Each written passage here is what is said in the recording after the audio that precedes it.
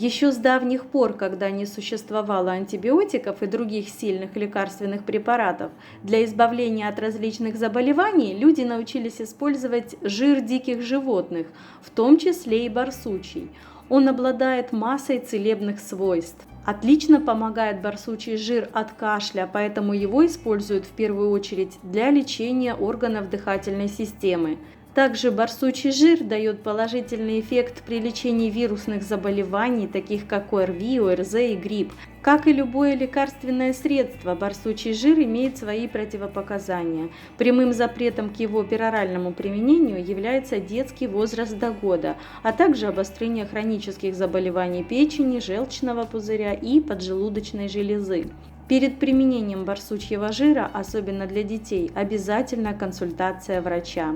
Очень эффективен барсучий жир от кашля. Детям с ослабленным иммунитетом, часто болеющим вирусными инфекциями, рассматриваемое средство рекомендуют в качестве иммуностимулирующего. В этом случае для достижения положительного эффекта его следует употреблять курсом до 1 месяца.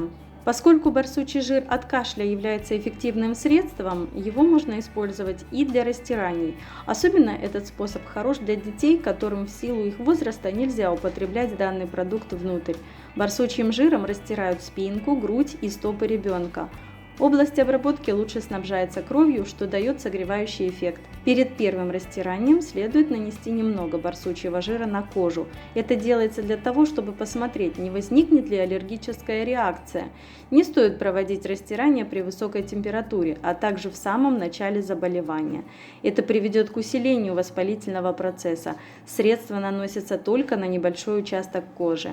Барсучий жир обладает мощными противовоспалительными и бактерицидными свойствами.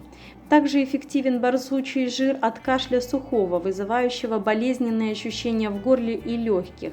Вылечить его может коктейль, в состав которого входит 1 стакан горячего молока и 1 столовая ложка барсучьего жира. Пить его необходимо мелкими глотками до еды. После приема такого средства начинает отходить мокрота.